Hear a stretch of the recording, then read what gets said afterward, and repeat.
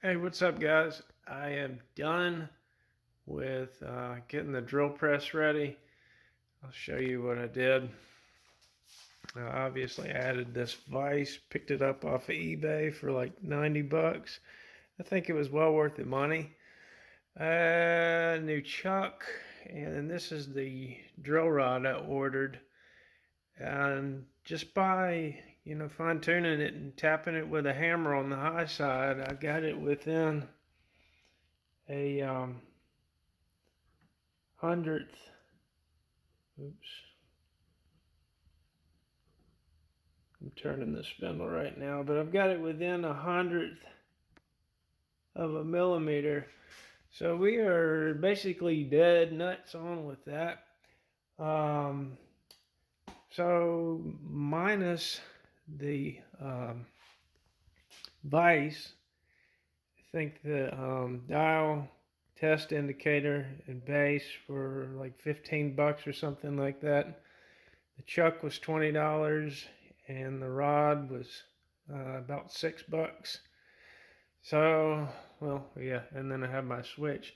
So, yeah, I mean, definitely worth it. And I'm sure that I got this running truer than it came from the factory.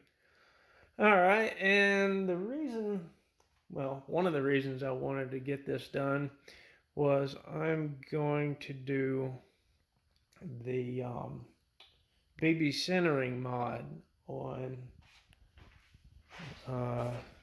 Freebird.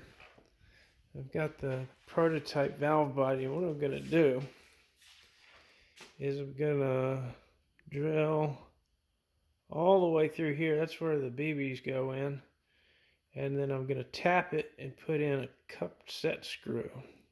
So here is the set screw, the size set screw I'm going to be using. And it's a nice fit. Also, those packages I was waiting on did come in. Unfortunately, the spare parts weren't there, and I said, "Rustlin, what's up? I thought you were sending the parts." I honestly I don't know what's going on with him.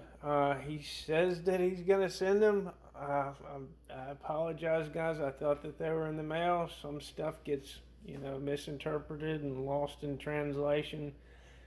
Don't know when they're gonna come. He's kind of hard to get in touch with. He works two jobs and does this. And I will try to get a clear answer about what's going on with those. But anyway, he did send this to test out. And this is the ramp. Well, the auger sits here, and then the BBs go up through that in a tube. I'd mentioned this early on that this might be a problem. Here is the aluminum deal, and I drilled that hole in here and that hole in there when I was trying to figure out the jam issue that I solved with Bruce's help and fastening the spring to the auger, but it still works. Now, I noticed that they were getting some wear on them.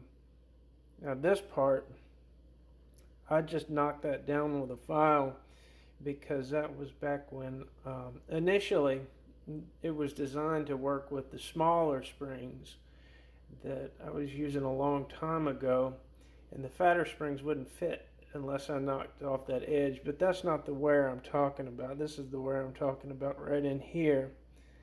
I noticed that early on, and I thought that it might become a problem later on, and I mentioned it to him. I believe the reason that wear got in there was because they sit like this.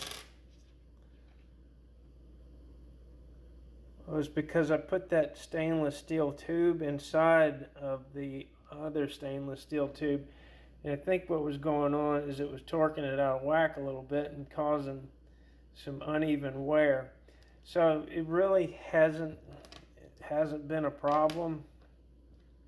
But they went ahead and made one out of steel for me to test.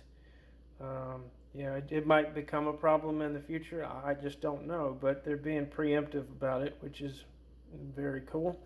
So we're going to give this thing a whirl. I'm sure there's not going to be any problems with it.